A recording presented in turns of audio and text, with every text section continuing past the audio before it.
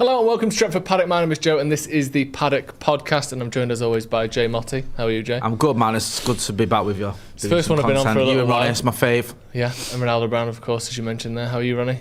I'm doing good. I'm staying up trying to watch as many World Cup games as possible. Yeah. Becoming the ultimate football consumer. How's that going? It's a lot on the sleep. Yeah. To be fair, but have you not considered recording and watching when you wake up? Nah, because then by that point I'm going into work in it really, so I haven't got the time. Okay. But I'm just trying to watch as many games as I can, and the ones that I miss highlights. But I think I've watched every single one apart from Qatar, Switzerland. That's actually that's mad. class. Yeah. I've been doing a similar thing, but I've missed a few. I missed the Sweden game, and I missed the Finger game as well, Germany game. Yeah, I was saying to Jay, it's an opportunity for all of us, and I think a lot of us fans see it that way too. There are a lot of players that you are in like the periphery, really, of like your footballing knowledge sometimes, where you've heard the names, you hear about them, you maybe get to watch them once every 18 months, maybe in the odd Champions League game or in Europe. You know, like Mbappe's and Messi's and that. Yeah. I was thinking you're Nathaniel Browns of the world. Yes, that kind of the player. more unknowns. Well, this is going to be perfect for today's episode. Yeah. Your enhanced scouting Can knowledge. watch them. Because we're going to be building our dream summer window. Because I feel like the parameters keep changing all the time. And technically, even though we've seen many deals already basically done, the transfer window opens today. Which feels as though it's almost gone under the radar because it's like... Are you sure? As soon as the last day of the Premier League happens, the window feels like it's open. Technically, the window opens today. So... It's the transfer window opens... I feel like the transfer window is almost always open. Yeah. It's the registration window. Especially after January when you can people start negotiating legally and all that. But technically it starts today. So I want to have a look at what the perfect window would be. Roughly 250 million to spend. That seems to have been the reporting. And we're going to build what we think would be the dream window for United. We'll look at some of the World Cup stuff as well. Get your thoughts in the comments. Also, check out the merchandise if you haven't already. Jay's got a lovely jumper on there, but there's loads of good stuff. Loads Was that of a World clothes, Cup pun, that? Loads of different stuff. What? Check out. What's the World Cup about Nothing. Nothing. Leave it. Stretfordpaddock.shop if you want any more of those sorts of puns or good t-shirts and clothes as well. So let's start with the budget. Okay. Can we agree on 250 million? You're a guy. There's always the sceptical people. There's always the optimistic people that are going to say we've got nothing to spend. We've got all this new debt, and then on the other hand, it'll go, we've got 100 million for Champions League, 50 million for the thing. Spread it out over 5 payments. You can times it by 5. United could spend whatever. 250 seems to be what the most sensible, level-headed people have come up with, doesn't it, Jay? Well, that's kind of what we do when we spend around that when we go big in the summer. Yeah. Because we've had a few big summers, haven't we? Post Ferguson, and of late, if you look at Ten Hag's first summer, that was quite a big one, wasn't it? With like some Martinez and Casemiro and Anthony. Last summer, you look at Sesko, Bumo, Cunha, and Lomans. I know Lomans is only cheap, but Dorgu in the January as well. Part of that. Kind of there was quite year a bit of spending. Yeah. Like, so I don't think, especially when you look at now, we've got Champions League football. So there's money coming in from that because that helps with the sponsorship deal as well. I think you get extra revenue from that. You've also got the TV money's coming in from that as well. So I do think around 250 million is about right. I mean, you say it and you think, oh my God, that's loads, but it's not that much. No. I mean, Newcastle wasted 250 million last summer, didn't they? Liverpool wasted almost double that. It can be done. I mean, looking at United's spending over the last 3 seasons, and this is in euros, so take sort of 10%-ish off, but roughly ballpark. 246 million last summer. The season before that was 246 million again, exactly the Very same consistent amount. The year before that, 23-24, you mentioned Højlund, Mount, Onana, Bayern 212 million, so a bit less. Then the year before that, the Anthony Casemiro summer, 243 million. It's been around 200 to 200. Well, it's been around 240 million euros every year for the last 4 years, and we've only had Champions League, I think, for one of those seasons. Certainly, it's not been great money building seasons in any of them really. So you'd assume something similar, if not a bit more, Ronnie, would be available this summer, especially if we sell well. I think 300 million euros at least will be spent. Obviously, all or nothing. Nice. We'll talk about that later. Actually, that was completely unintentional. I was gonna say to Joe, you're a guy that misses the joke, and I thought that would have been overkill. Joe, I get it. World Cup. Yeah.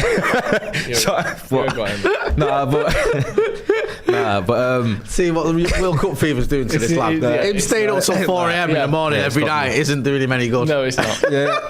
But I think with the All or Nothing, so this season will be filmed, I believe. Mm-hmm. Yeah. I think United, come on, optics. They might spend big this summer just to try and almost like eliminate as much risk as they can of us being a laughing stock throughout the season during the filming. So I think we might go a little bit more in the window and be a little bit more strong in terms of our approach. That is my copium, thinking that we are going to spend big, go all out, because we want to make sure that we obviously have some sort of progression, getting Champions League football, consolidating top 4, and hopefully maybe even winning a domestic trophy. I'm not going to say the league just yet, but I'm hoping that we at least have a really good season, and I think it would help if we're being filmed for an All or Nothing that we spend a little bit more maybe and try and like push the boat a little bit. We've got a video on that coming out at 7, I believe. Yeah, a proper look at the on the All or Nothing front. All or Nothing documentary coming out on Amazon next season.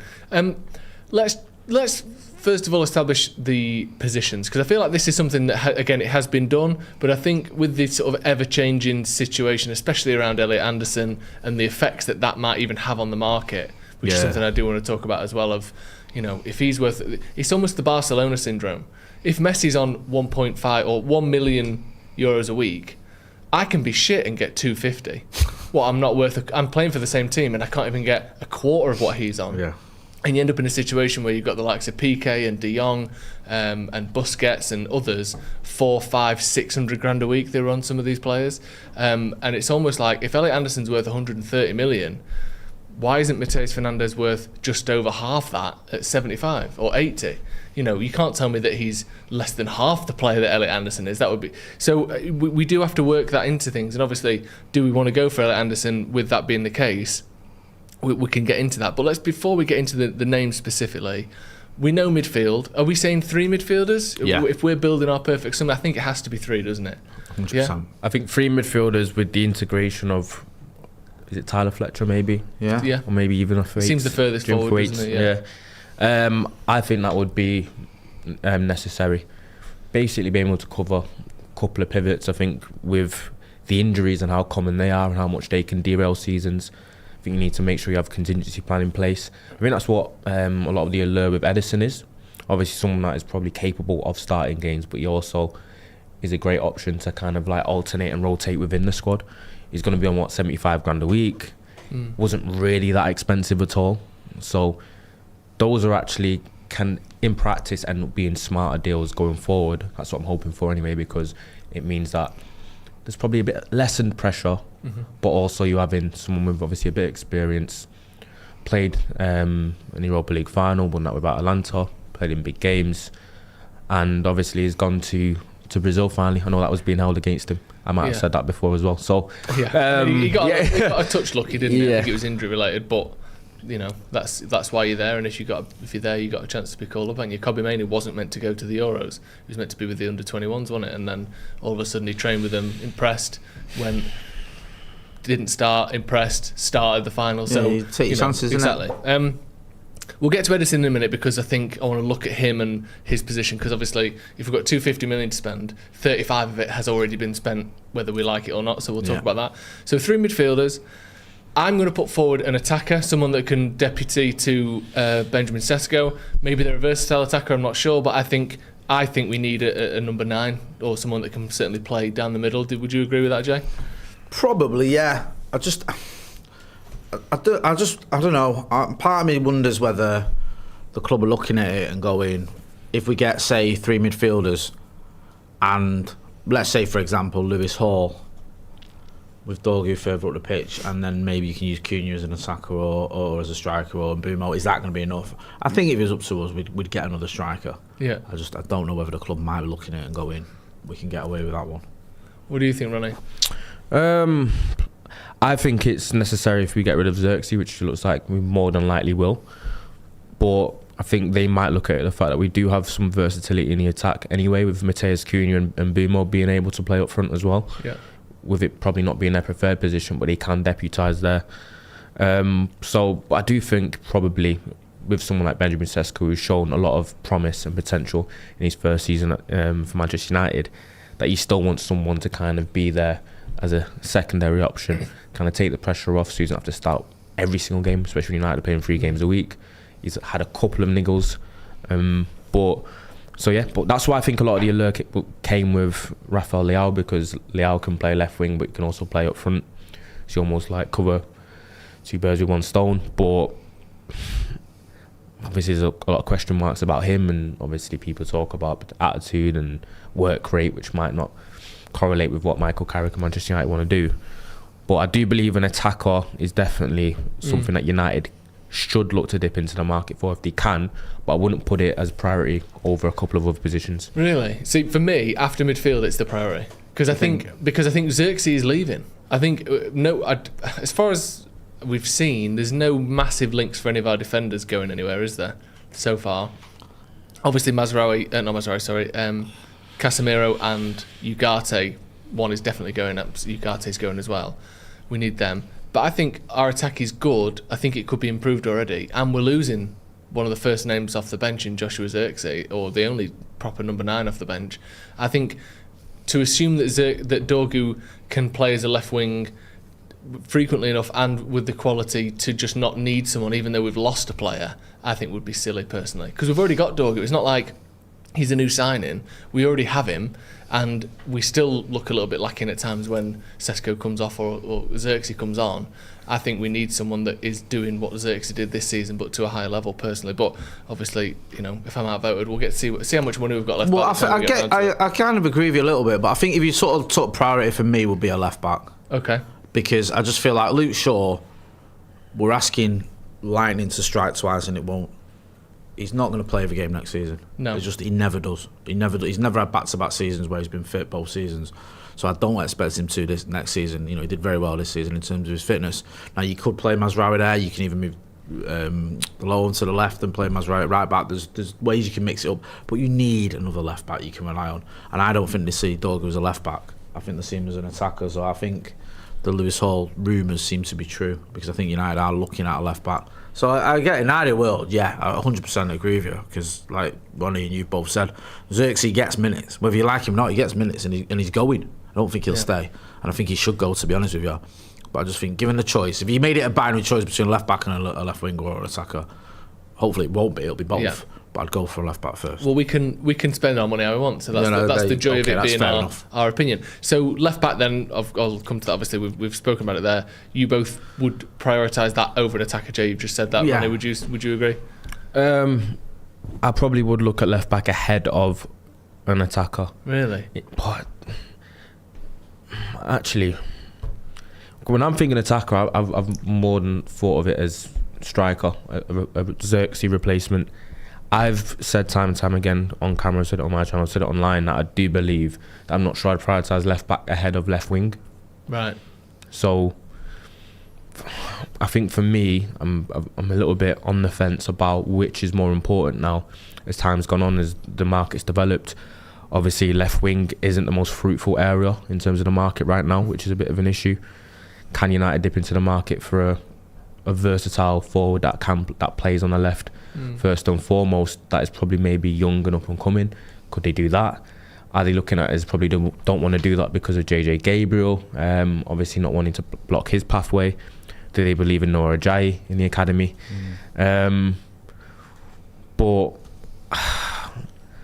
attacker, I'm thinking maybe if you're looking at a Xerxes replacement, but I'm still looking at it as Brandon Boom and Matthias Cunha can play up front as well, so maybe there's enough cover there. So I think left back is becoming more of a priority for me, especially when now that I know Ineos and the club are finalising the fact that they see Dorgu as not a left back and as a left winger, because then you've only got Luke Shaw really that can play there. Mazraoui can play there. I think he's versatile enough to play there. We've seen how he played for Morocco against Brazil. But Luke Shaw, can he play a full season again, playing pretty much every minute? Not quite sure. So there's definitely question marks. Certainly won't be able to play I think the odds of him playing every minute in the league are low. The odds of him playing every minute in every competition are zero. This just won't happen. Yeah, I agree. Like, that's assuming he doesn't get any injuries. I think even if he stayed fit all season, he wouldn't play every minute of every game because it would be pushing him too far. But yeah, so we'll go with a left back then. You're sort of outvoting me there, so that's fine. We'll look at that. And So then when you said attacker, did you mention just across the front line? I mean someone to replace Xerxes specifically. Yeah, that's what I was thinking. But if that, I wouldn't pick Morgan Rogers, but we spoke about Rogers a lot. I like that he can kind of allow Cunha to go in the middle at times, or he can play as a 10 on the right, on the left. A versatile attacker would be nice, but I'll take a cheap number 9 over no one for sure. Because I would go, I'd probably go left wing over left back. Yeah. But I'd go left back over a backup striker. Okay. Well, we'll go with that then. Any other positions that you think? So we've got 3 midfielders, we've got a left back, and maybe an attacker if we can. Anywhere else? I think centre backs we're going to give Martinez and De Ligt another year, aren't we? In terms of injuries and all that. Maguire, we know he's staying. I think if there's talk that Radek Vitek wants to leave, that he won't stick around. I think Simon Stone was on the channel the other day, and he said, I know I interviewed him.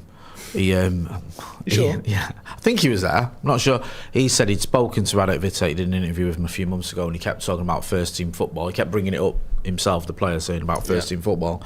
And I think if he doesn't want to come back, he had a very good loan spell. Then he was at Bristol City where he was outstanding. I just look. There's a lot to like about Alec Bayandé, but he's not good enough. In today's, I think you need a backup goalkeeper who's good enough. Because God forbid if something happens to Senna Lomans, what are you going to do? Put Bayandé in goal and just concede goals? Yeah. Like, we need another goalkeeper. So it might not be something that's particularly sexy, a backup goalkeeper, but it's necessary. Can I introduce you to 2 words? Carl Darlow. Okay. Because he's been mentioned, hasn't he? Yeah. As a potential kind of, he ticks the box of the homegrown quota. He's available on a free, I think. I don't know if he's any better than, I know he's not a great goalkeeper, but he might be better than Bayern. Where's he been? Like, Carl Darlow? Where hasn't he bloody been, mate? Like, Tommy Eaton good enough? Signing new contract. Leeds? Yeah, he's been at Leeds for sure. And where else has he been? So he started his career at Forest. Right, okay. Then he was on loan all over the place. This is 15 years ago. Let's get to the juicy stuff. Newcastle for the bulk of the last decade, 2014 to 2023. Was on loan at Forest, was on loan at Hull, and it was at Leeds for the last couple of seasons as a backup there. Do you reckon it's these? That doesn't fill me with confidence if anything happens to Senna Lomans, I'm not going to lie to you. He's only 35. Oh, right, okay then. Do you reckon that's the easiest job in football? Third choice goalie? Like second, third choice goalie for like 10 years in the Premier League. It's not bad, is it? But I wouldn't want an easy job. But the issue you've got is, if anything does happen to your goalkeeper, gets injured or suspended, you've got to play. And if you're terrible, like if he comes in and he's just as a stinker, then he's got to play the next game as well, unless he just goes, right, sack it, Tommy Eaton's going in goal. Get the kids in. Like, or, it's so... I mean, having a good backup is helpful. Like, look at the teams over the years. I think Real Madrid won... they've won Champions Leagues with backup keepers. Look at City with when Ederson's been out. What's his name? Who's the backup there? Who's very good? Ortega. Obviously, Kelleher at Liverpool. I think he's probably top 10 keepers in the league, and he was backup at Liverpool for a couple of seasons. Sergio Romero won the Europa. Romero was fantastic for United in the Europa League run as well. Not a top class keeper, but good enough to give De Gea time off in that competition and win it.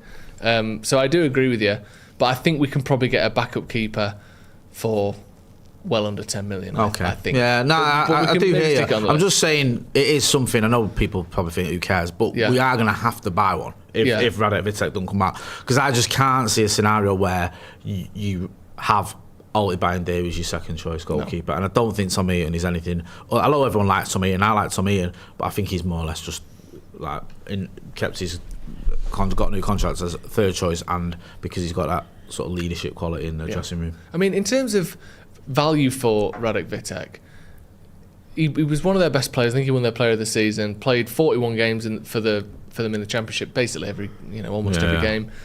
22 years old, very highly rated. He can't be worth less than 10 million. you would hope you could be getting that up somewhere toward 20 million based on what City got for Trafford and what we see for goalkeepers. I would say somewhere between 10 and 20 million for him. I mean, you can definitely get a replacement for less than that, so hopefully that can kind of take the season he's had and the age he is. I don't know how long's left on his deal, but you think you'd be able to get some decent money from him and reinvest that in another goalkeeper.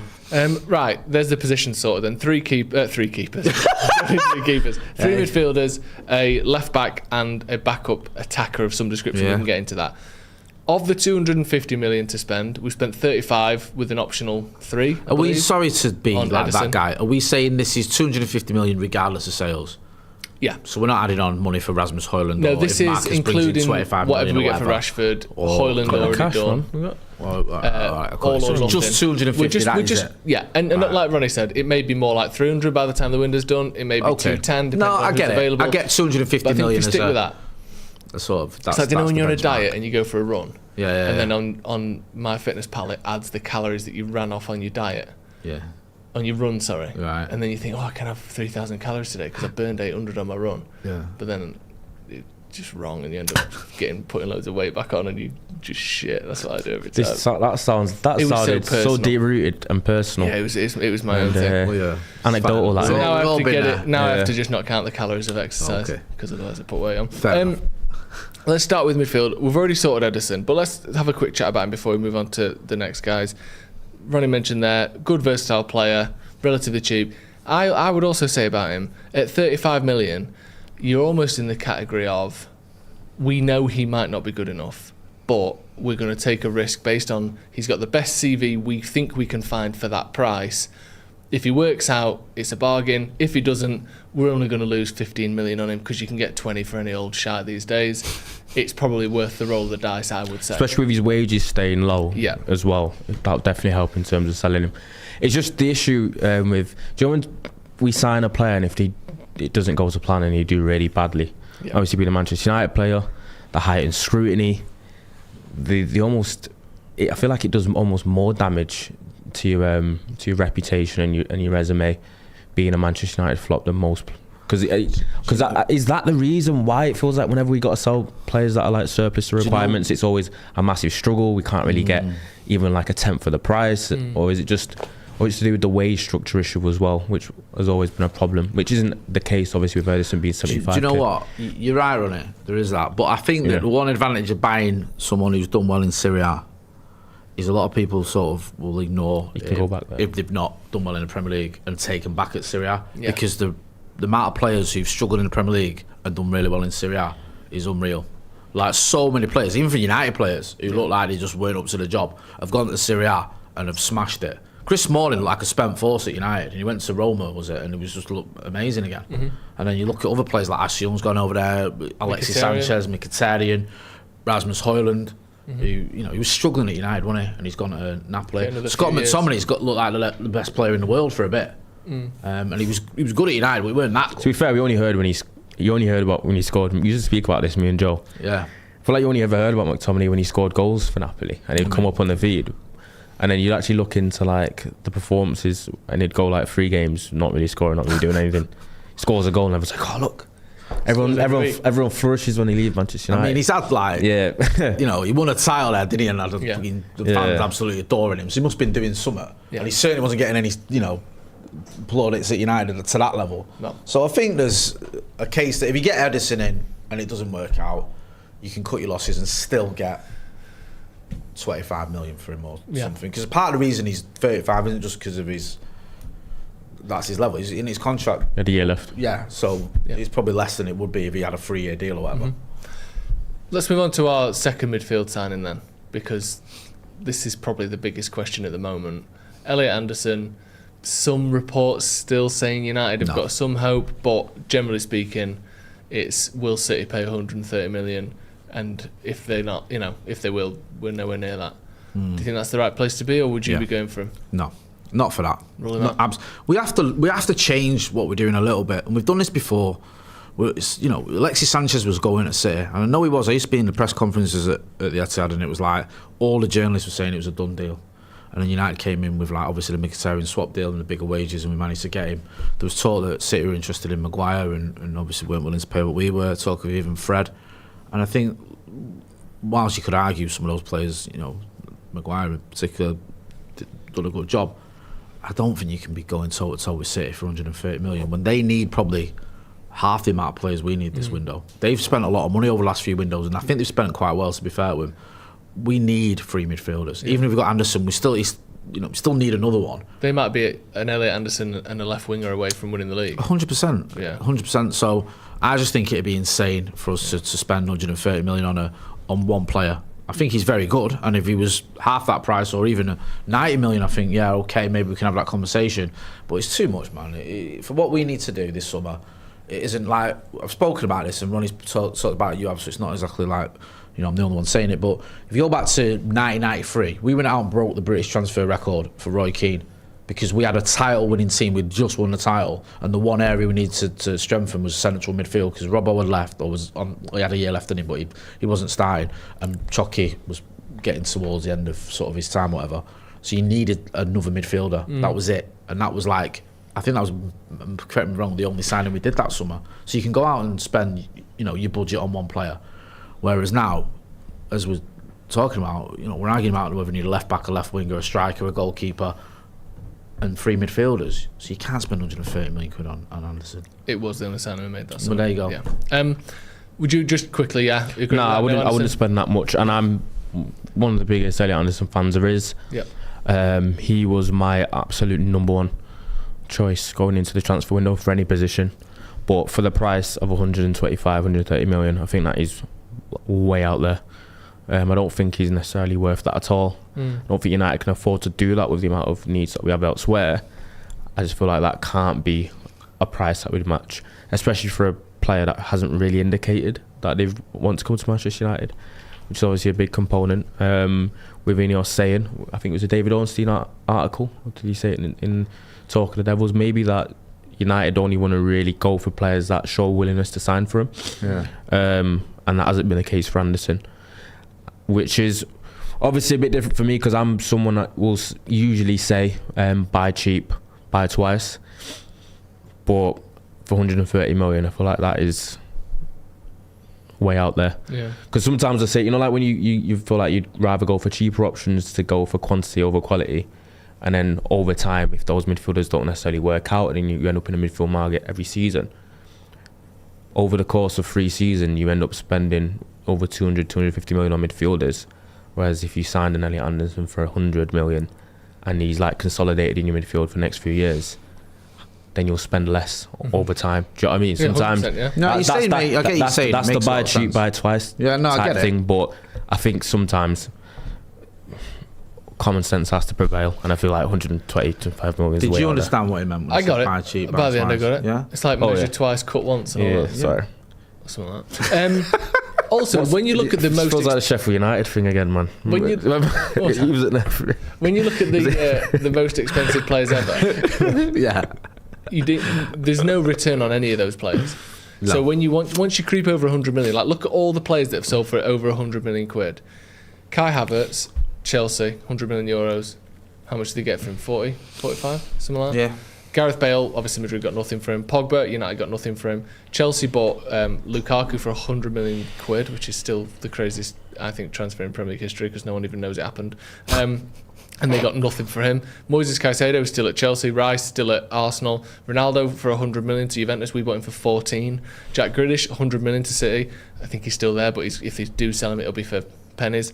Antoine Griezmann, 100 million to Barca, sold him for nothing, back to Atletico basically. Hazard retired, Fernandes still there, Vert still there, Bellingham still there, João Felix, 127 million. I don't even know what they got from him in the end, but it wasn't much. Coutinho, again, barely anything. Isak is still at Liverpool. Ousmane Dembele, 148 million to Barca. I think they got 50 million for him, something like that. Yeah. And Mbappe and Neymar, the 2 most expensive players ever, went for free. So you don't get a return on these players. You only buy them if they are coming in to win you £100 million worth of trophies or to build a team where they themselves are the entire value of that transfer. So that's where it comes back to the point, Jay. Does Anderson... Are we in a position where a £130 million player does enough for us that he's worth that money. I don't think he could be. No, you're not getting the money back. I just think we're not there yet. So for now, I'll go with Ronnie as well. No, I agree. I get Ronnie's point, like, buy cheap, buy twice. And, like, look, if Elliot Anderson was to play for United, I've made this argument about Harry Maguire. I've sat here and said Harry Maguire was worth 80 million quid when you look at the amount of games he's played over the years for Manchester United. And I know I got pelters for saying it, but I stand by it. Now, if Elliot Anderson signed for United and you got 8 years out of him, and we won 2 titles during the next 8 years, whatever, you go, well, he's worth it. Of course. Because he's spent 8 years and probably played 400 games or 300 games at United. That's worth 130 million or whatever. But right now, for the reasons we spoke about, we can't do that because we're going to be stuck. We're not going to progress the way we need to. And going out and buying a Mateus Fernandes and, I don't know, just for the sake of argument, let's say an Adam Wharton or whatever, whoever, would make more sense for us. Well, let's get into that because, then. Sorry. No, just longevity-wise and not even longevity-wise, just going into next season, we need quality, of course, but we need more than just 2 midfielders. And one of them, in Ederson, is already a little bit of a gamble. Yeah. On the who we're signing then, let's actually get into who we are signing rather than who we're not signing. Mateus Fernandes seems to be the most advanced. Do we all want him, first of all? Do we like him, yeah? Yes. Yeah. Because there's a chance that he could be basically what Elliot Anderson was a year or 2 ago. Obviously, being a couple of years younger, he's 21 years old, I believe. Is he still 21? Yeah. 21 until he's 22. Yeah, that's... fractions work. I think West Ham are holding strong in it with the valuation. He has interest elsewhere, but I think that is the next main target for Manchester United. I'll be really baffled and surprised if United don't end up signing him. And he's shown last season that he's a quality player with a lot of potential. You're buying someone that is Premier League proven and ready as it is, and of the quality, but also has the potential to get a lot better because of how young he is. So I think Mateus Fernandes might be one of those can't really miss signings that we have to get over the line as soon as we can. And back to what we said, he's shown that he's definitely desperate to join Manchester United, and I think that's a lot to do with Bruno Fernandes and the icon he is to these Portugal young midfielders. Do you know what though? People sort of dismiss that, like, oh, he wants to join us, who cares kind of thing, but it does matter. I think that helps because we've had players live at United who don't want to be here. Some of them didn't. Do you know what I mean? Look at Di Maria. Fucking hated United as soon as he got here. Look at Alexis Sanchez. I think it took him half an hour at training to realise he didn't want to be here. Like, you want players who've got that desire and sort of, keenness. We've had that, I think. Mbumo could have gone to Newcastle or Spurs, but he didn't want either of them. Go to Newcastle. I know. Sesko, again, I mean, Newcastle were the whipping boys for us last season. I think Sesko could have gone to Newcastle. I think they offered more money for him, but he didn't want to go. I think Newcastle have already been rejected a couple of times this transfer window already as well. Cunha as well, didn't they? Yeah. I think like João Pedro as well. Jesus a couple Christ. of years ago. Yeah. So maybe there's a reason they went out and spent wasted all that money in the summer. It's all they could get. It's probably why their fans are all really, really angry during the transfer window. They're not very chilled out. They're quite sensitive. It doesn't help when all your journalists just spew the party lines as well. Like, Alexander Isak's going nowhere. United are going to get Sesko, and like none of these things happen. No. And it's like, oh, I'm going to. Are you referring to Luke Edwards? I mean, you could say you pick Luke Edwards has done it. I think Craig Hope's done it as well. I think the club feed him these lines, and they'll run with it, and then it'll turn out to be false, which doesn't help them. I think it matters. I like him. You know me, I don't watch loads of football, but other than United, but when I've watched him, I've been impressed. And I think that, people sort of go, he's been relegated twice. Roy Keane got relegated. It wasn't his fault. He's only so much he can do. It's not like he played badly. His team played badly, but he didn't. So I think that this is, like Ronnie said as well, 21 years old. He's had 2 good seasons despite his club struggling or his team struggling. Yeah, ticks all those boxes. What's he worth? What would you be willing to pay for him? I think the base fee should be 55 million at most with add-ons, but it's not going to be. And for the sake of an extra 10 million or so, I'd still just get it done, man. 65 with add-ons? I'd say 60 plus 10. I'm with Ronnie. I'd go with everything included, add-ons, everything, not his wages, but add-ons. 70. Okay. I think if I could justify in my head going Ederson and Fernandes for 100 mil or 105 mil. I can live with that. For them 2 together being less than the cost of an Elliot Anderson, I can sort of justify it. I think if you go into sort of 80 or 85 million, that's too much. Because obviously them being in the Championship, they don't really have that much leverage, West Ham. They've gone into the Championship. I think they have a lot of financial issues as a result of it, where they have to make big sales by July the 1st. So you're thinking, can they really hold out for that as much as they're... Who else have they got? Can I ask you a question? I think Jared Bowen. Could I ask you a question? Would you do... Somerville. Would you do a... Do you know, like with Bayern, we got De Ligt and Mazraoui. It felt like we almost bought Mazraoui just to get the De Ligt deal done. Ironically, he's probably been a better player for us. Would you do a double deal for Diouf and Fernandes? How much? 100 mil. If that was offered to you. Yeah. Would you? Although I don't think Diouf's that good. Yeah, I think Diouf is slightly overrated as well. Yeah, I think he's good, but I don't think he's... I'm not saying that's just coming up. I'm just, thought Yeah, no, I probably wouldn't. You wouldn't. What about you? I'd rather pay 70 for Fernandes. You're not a fan? Defense, I think he's got great delivery. I think defense and good athleticism. I think defensively he's really shoddy whenever I've watched him. Right, okay. And that matters. Yeah, and obviously West Ham have bought Matheus Fernandes from Southampton for 40 million. Yeah. So they are going to want at least a decent amount of profit on him. Yeah. So that's probably what one of the stumbling blocks is. But when you're looking at it, 60 plus 10, you're thinking, is it justifiable for Matheus Fernandes to cost more or the same as we spent on Cunha and Mbeumo individually after the seasons they had as attackers? Sometimes you can look at Lila. Goals when we bought him. That's shitloads. Like you said, I know Fernandes was good. But He had Mbeumo literally had 2 or 3 good seasons in the Premier League. Yeah. Cunha the same, had a couple of really good ones. Be much more than that. It's how West Ham look at it as well, though, because like you say, Ronnie, like they haven't got many saleable assets in terms of the top end of the scale, because a lot of their best players, like who are their best players? Somerville, is it? Yeah. Maybe Bowen, yeah. But he's what, 28, 29 maybe? 29. Who else have they got? That's Todibo. Todibo, bit of a head case. Like, there's not many there where you go, oh yeah, we can get 60, 70 million for him. They're either getting on a bit, have been okay rather than very good, or both. I think the only sellable players is probably, Diouf, Somerville, as you said, Bowen, that's what and I mean. Fernandes, and that's it. They haven't got loads, have they? No. And it depends how they sort of look at it. They might look at it and go like, United have spent. They might look at it and go, United spent 62 million on Cunha or whatever. But they might go, it wasn't that long ago. United was spending 70 odd million quid on Rasmus Højlund, or you know what I mean? Yeah. Like, we still might have that reputation with some clubs of we just waste money almost. Yeah. The market changed with whose fault was it? We discussed. I think did I discuss this with you? I think we had a debate upstairs maybe about it, or might have been someone else about who is the reason why the market, especially for midfielders, has gone like this. And is it to do with Enzo Fernandez? Is it Caicedo? Is it Declan Rice? Because they're the reason why.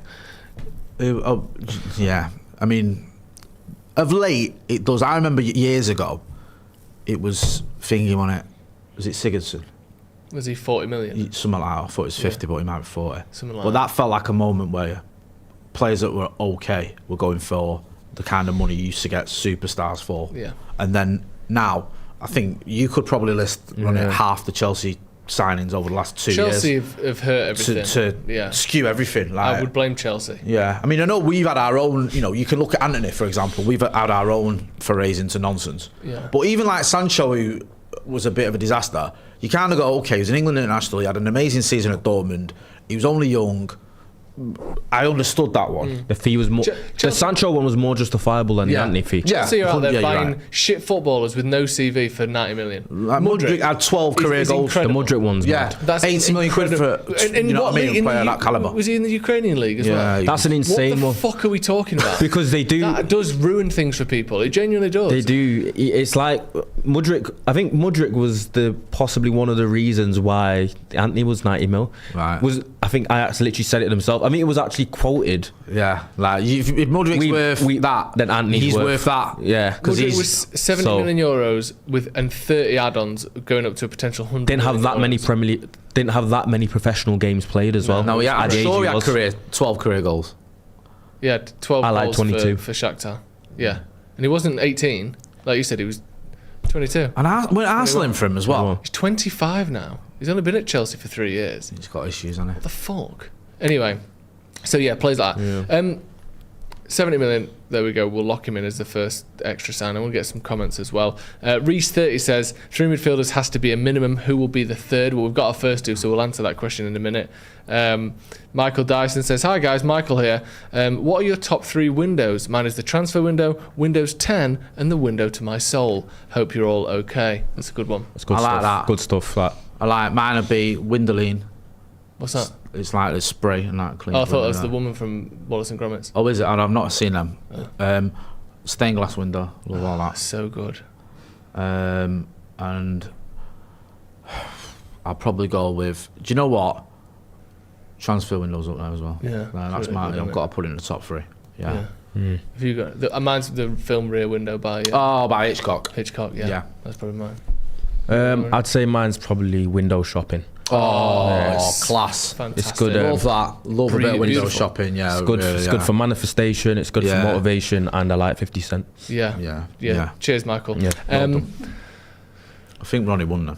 Yeah, he did, yeah. Matt G said, shocked Carrick would allow an Amazon documentary in. Ruben vetoed it. Hope Sir Jim isn't undermining Michael Carrick in any way. Do you think that Carrick would care? I think surely Michael Carrick's got to have a say in this. Yeah. It's his dressing room, isn't it? He's got to be able to say. Above everyone else, he's the one that's going to get shit for this. Yeah. Maybe Wilcox, because people will be looking for Wilcox to fuck up. Yeah. But I think Carrick is the obvious biggest hit guy if this goes wrong. How he looks, if he's cringy in pre-match interviews, if he in the dressing room, if his training looks shit, if there's big moments and he looks like he's flustered, he could really take a big hit here. Especially with the fact that his CV, you look at the United managers after they've left United over the last decade. Solskjaer's not done anything. I know Amram's about to get a new job. Ten Hag, an utter disaster at Leverkusen. Like, if this doesn't go well for him, he's not going to get another Champions League team. So I think he's got the most to lose here. But maybe he just thinks, I trust the players. Who cares? It's just outside noise. Yeah, well, it'd be interesting to see what sort of deal they've got, the parameters of the filming and stuff. Do you know what I mean? Is it as much access as they'd want, or is it like a little bit more structured? And We'll see. Benonkas, welcome to the Academy. Thank you for gifting a Paddock membership as well. Seamus Williams, the Andy Carroll rule of inflation has been replaced with the Caicedo cost calculator. Yeah, Andy Carroll going for 35 million was absurd. But that's because they just sold Torres for 50. Was and Ricky everyone Lambert? knew they had the big cash. Yeah, but Ricky Lambert was cheap. He wasn't expensive. Cheap. Yeah, I think they only paid a few million for him. We need to get to the tricky third midfielder. this is tricky. Because we've spent, in our world, just north of 100 million. We've got 150 left to spend in the window. Right, okay. We can do 100 on another midfielder, go even bigger, go for a Chouameni, go for an Adam Wharton, go for a big boy, or we can go the other way, maybe an Alex Scott for 50 million-ish. Yeah. Maybe a younger player from the Championship or a different league. Baleba. A Baleba potentially. There are other names on the list here, but this one feels the least sure so far. It feels like Mateus Fernandes. I'm just the biggest question feels mark. quite likely, I would say. Yeah. The next name after that feels far lower in terms of odds. Who are you liking, Jay? Who do you fancy?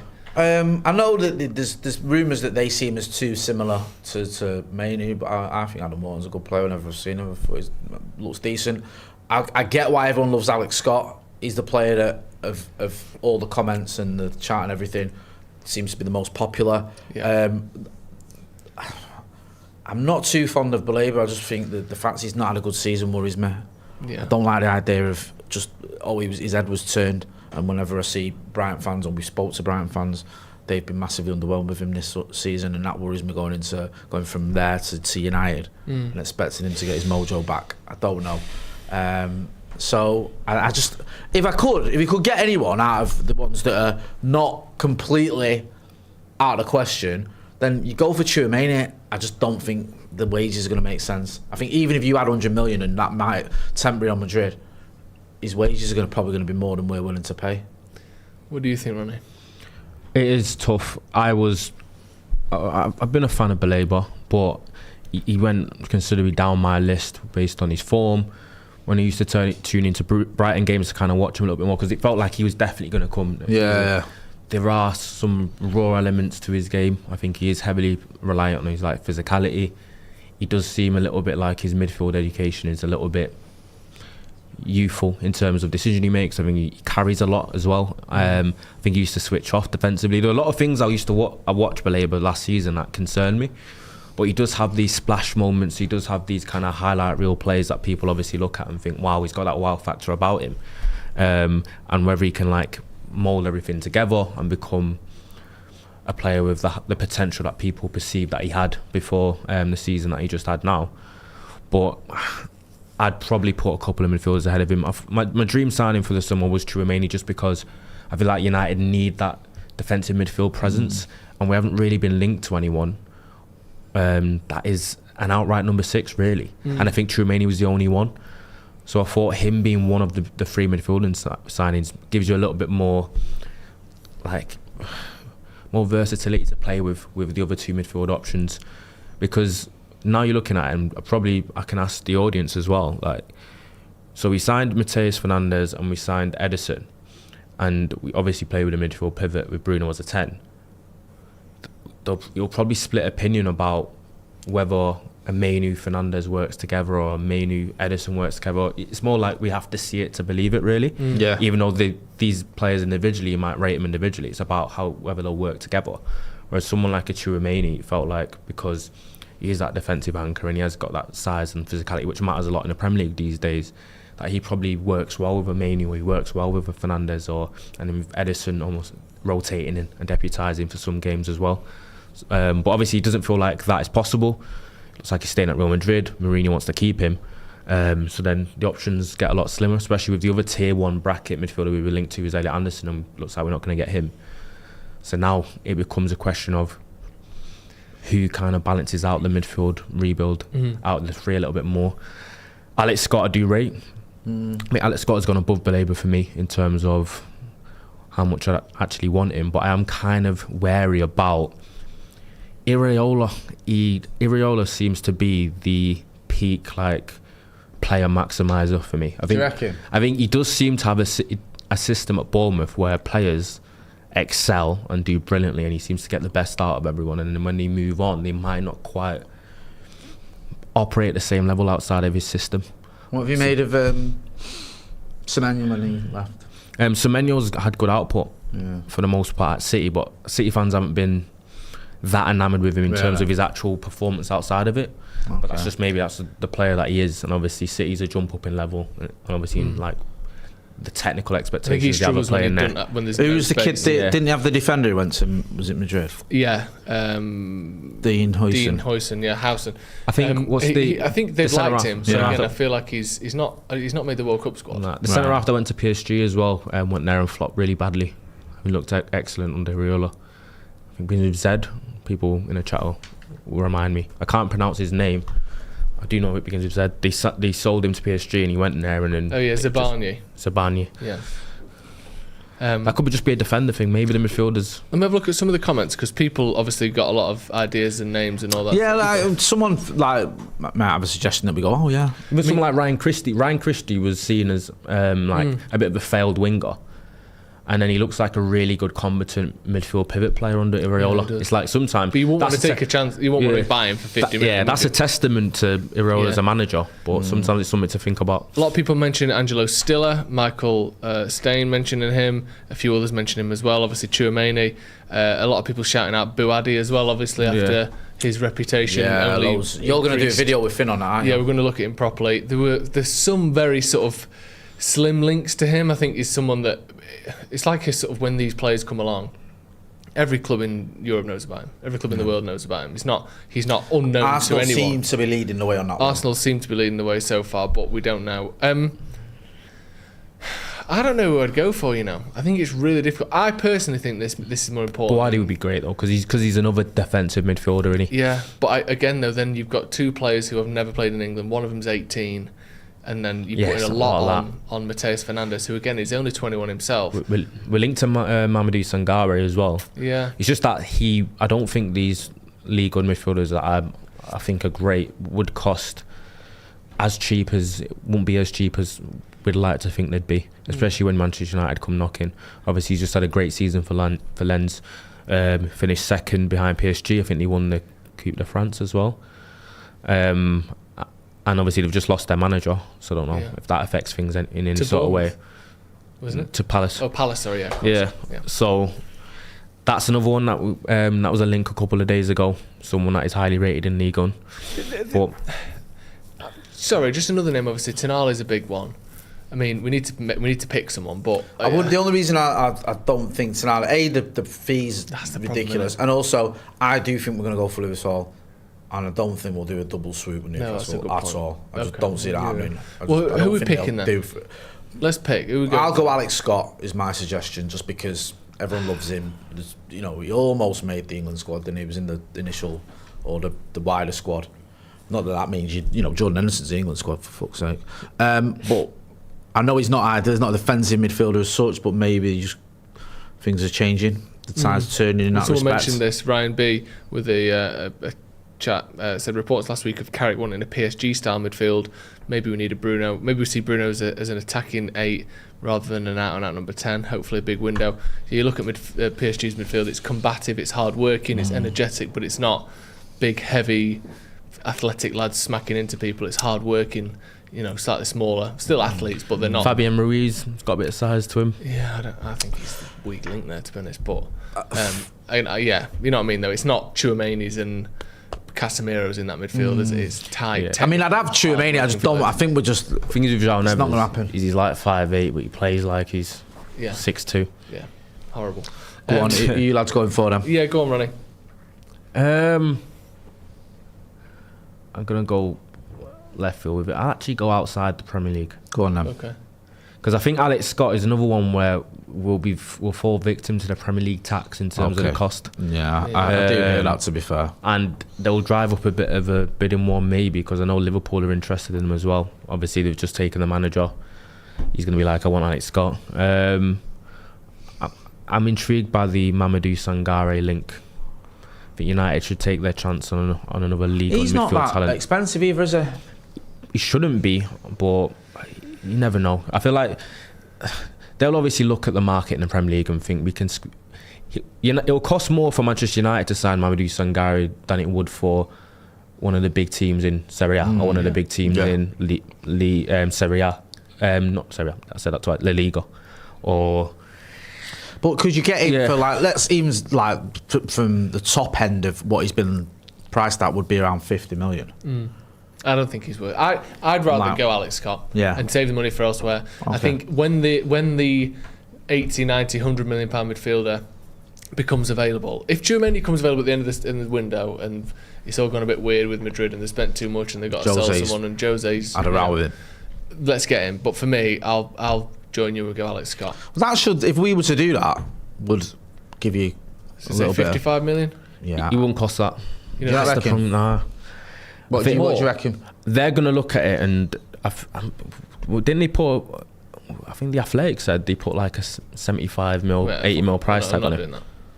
On Alex Scott. I'll say 60. All right, 60 then. So we've spent 130, 165. So we've got 100 million to spend, or 90 million to spend on a left back and a number 9 potentially. Right. Can we all just agree on Lewis Hall right now? Yeah. We all want Lewis Hall. I would love Lewis Hall. It's our first choice. 55, 60 million. What are we saying? 60. It's not going to be too much more than that, is it? As a left back. And I know there's reasons behind it, but he was dropped one at the end of the season. Yeah, exactly. 60 and I million. think it looks like they're sticking with Howe. Yeah. And I think there's bits and bobs going on there. So let's just say Lewis Hall now and not beat around the bush for 60 million. 60 million works. That gives us 30 million left for the attacker that we talked about. The only way you're doing that really is if you're going for someone who's either young or past it. Or 1 year left on the deal. Oh yeah, okay. Even then, no. Who are you thinking? Can I put a name forward? Go on. You might have the same one as me. Well, I've got 3. All right. Well, one of them might be the same one. Yeah, because you're proper on it with wanting United to sign an attacker. I really want to sign an attacker. Go on. I'm saying Mateta. That was my Ollie one. Watkins. Yeah. Or Ivan Toney. Right. I go Mateta out of them 3. That was the one I was thinking. What are you thinking, Ronnie? It depends on how Ivan Toney looks. Yeah. In the World Cup. In the World Cup, because I thought in the lead-up games he looked a little bit. It looked off it. I thought. Looked a bit heavy. He only had one chance, but he didn't have one clear-cut chance. Saudi untaxed money, Yeah. I don't know, because I'm wary of getting a player. If it stinks of Odi Nagalo to me. Well, I know he's better than that. No disrespect, but struggled a little bit in the last season in the Premier League, and people go, well, he come back from his ban and all the rest of it. I understand that. Goes to Saudi, does all right, and then if he has a good World Cup, he could have a good World Cup, by scoring 2 goals against League One defenders, and you go, oh yeah, he's back on it now, and he might struggle. So out of them 3, I'd go with Mateta. I just think you could probably get him for 30 million. I think they agreed a deal with Milan for about that. And I think he's 29? Yeah. So he's got a couple of years left in him at least. He'll be 29 by the time he played. Right, exactly, he's 28 till he's 29. And then I think if you like had a situation where, let's say you've got a Premier League game and you're starting Mateta up front, you're not going, oh, fuck's sake. You know what I mean? You'd be like, all right with that. Front 3 of, say, Mateta and Mbeumo and Cunha started almost any game, you'd be like, yeah, I fancy that. Yeah, I would anyway. If we've got enough budget left over, I won't be mad at it. Okay, yeah, that's a ringing endorsement. Yeah, I'd take any of those 3. I think Watkins is the most annoying, because if we'd have agreed a deal for him in January, we probably would have got him for 30 million. Yeah. And then he ends the season scoring like 12 goals in his last 15 games in all competitions. Yeah. And all of a sudden he's back to being like, oh, look how many goals he's got. Yeah, but he got those goals. I know they won the Europa League, so that can't, fair play. But he got those goals after Villa had massively fallen off. He could have started scoring at any point to try and stop that, sort of stem the flow of losses in the league. And he didn't. And then by the time the end of the season rolls around, yes, they got Champions League, so it's all worked out in the end. I don't know what it is. But it was so back-weighted, all of his goals. He spent 80% of the season doing nothing. I'm not keen. Yeah. I don't know why, because on paper he scores goals, and I've seen him a few times. Looks alright. I don't think he's. For me, I just think for some reason I could see him coming United and just struggling. Yeah. I just can't. I could see him being one of them that's like a bit like a rabbit in headlights. And you might look at it and go, well, he's been at a bigger club than Mateta has been, and I understand that. But Mateta just looks like he's got a bit more about him. Yeah. I don't know. And if the ball's coming, can you just imagine the ball coming across the box? Champions League quarter-final against Real Madrid, and Tony, Mateta and Watkins are stepping onto that to put us in the lead at the Bernabeu. I feel like that Watkins has got the most likely chance of spooning it over the bar. I know that's... I don't know what that's based on. No, there's an element of like, oh, fucking hell, he's done it again about Watkins. Yeah, I'm wary of him more than I am the other two. So what we're saying then, Mateta? I'd go Mateta over Tony or Watkins personally. Yeah, I'd go for Mateta, but Mateta would Mateta cost more than Watkins? No, I don't know how old's Watkins. I think the Watkins though, he's at. I mean, Mateta, like he's you playing for a Champions League club. Yeah, that's what I mean. Sorry, Mateta. You mean? Who are you talking about? No, Watkins. Yeah, because what did Palace win? Was it the conference? Yeah. Right, so they're in the Europa League. Yeah, I think you're going to pay less for Mateta, and I just think Mateta would just be a better deal. Yeah, they agreed a deal with AC Milan for 30 million euros in February, so you're not paying too much more than that. Yeah. Let's take that. I do. I think if you look at that window, then go on, Joe, run through it. So we've got Edison, 35 million. Yeah. We've got Mateus Fernandes for 70. There's 105. Yeah. Then you've got Alex Scott for 60. Yeah. 165. Got Lewis Hall for 60. Yeah. That's 225. Yeah. And then you've got Mateta for 30. That's 255 million. I have to find a goalkeeper somewhere, but I suppose we'll find one. There'll be one in picking. There'll be a Jack Butland or a Martin Dubravka knocking about somewhere. If that was our window, Ronnie, how happy would you be out of 10? Because we've picked our dream window there, obviously constrained by the fees, but it's got to be up there, hasn't it? I'd say 7.5. Really? I'd go 8 personally. I think I'd go. Do you know why? Because I think if it involved for example, I know this is way too expensive, but I'm just gonna be deluded for a sec. Instead of like an Edison, it was like an Anderson or a Chouameni. Then I'd think it'd be like a 9 or 10. It's lacking that superstar. It sounded decent when we was going through it, and then when I read it back, it's a lot of good, solid players. Looks decent. Rather than there's one where you go, who's taking us to the title out of them lot? That's what I mean. Maybe no one. Do you know what though? Like you were saying, Ronnie. How many people looked at Elliot Anderson 2 years ago and he's going to be where he is? Yeah, well, when he went to Forest, not Newcastle. Yeah, I mean, I know they say they had to sell him, but they didn't. They were playing him like left wing. They had to sell someone, and they chose him because he had the good combination of we don't play him that much anyway, and we might get 20 million for him. So no one saw him being a £130 million player, because if they did, Newcastle wouldn't have sold him. I feel like you touched on Ronnie. someone like Fernandes has the potential to be a title-winning, excellent midfielder. Yeah. We'll see, but yeah, I think it's a solid argument, an 8. Wally of the week. Before we get to that, I ever think Matt G says Garner is the closest to Anderson stats-wise. Shocked we're not in for him. It would have idolised Michael Carrick come through the academy and got game time when Carrick was coached before. I feel like the optics are too bad. He signed a new deal, and I think the optics I like are too Jimmy bad. Garner. I as do well. like him as a person and as a player. But yeah, he did sign a new deal. Wally of the week. Can I start? Please do. Go. These water breaks at the World Cup, just bollocks, innit? It's to break it up into quarters. It's to make it American, turn it into a basketball game. We need more adverts. We need more adverts all the time. I mean, I know that it's hot out there, and yes, it's nice to have a drink occasionally. But football's being played in 28 to 30 degree heat around Europe for the last 150 years, and you didn't have to stop at fucking 20 minutes in every time. Think it's never 30 degrees in Spain or Turkey or Greece or Portugal. And I get it, if it's really hot you can make an exception. Let's be good to the players, let's stop and have 5 minutes. But there's the footage, wasn't there, of the third official holding his ear, looking at an iPad, telling the ref not to play. The suggestion being that they were waiting for the fucking adverts to finish on the American footage before they brought the game back back from the break. We can't be doing that. We can't be doing that shit. And just so much of the World Cup has been focused on the political stuff. But I just think on the pitch, it's been so good so far. Yeah, the football's been good. I just think it's just this thing of in '94 they tried to break it into quarters, I believe, when America had it then, and they found a backdoor way to do it now, using player welfare as the sort of the cheat code for it. And I just think it's shit, personally. No, I agree. Especially look at Curaçao yesterday. They get an equaliser against Germany. It's 1-1. They're on top. They're the team doing well. In an impossible situation as the smallest team ever in the World Cup, they break for 3 minutes, and it's all Germany. And I think they would have won anyway. Yeah. But all the momentum that they had was cut dead by that drinks break, and I just think it was completely unfair on them. Yeah, you don't need a 3-minute drinks break. And no. I think Virgil van Dijk was talking about when he said he might have said too much, but they could still change it. Yeah, it is annoying. Do you know what it is, right? It's not even, I'm not pointing fingers at anyone, so I don't even know who my Wally of the week would be. It's this story about this fourth official with his little OK sign thing, because it's just caused a load of controversy. And depending on what this is, it's either some harmless sort of message to kids, or it's a white power signal, and it's just mental. That OK thing is mad. Yeah, and I just find the whole thing it's one of those things where you can see a story and you just think, oh, for fuck's sake. Yeah. Like, we don't need this. We've not got enough going on in our lives without this happening. So I think, do you know what?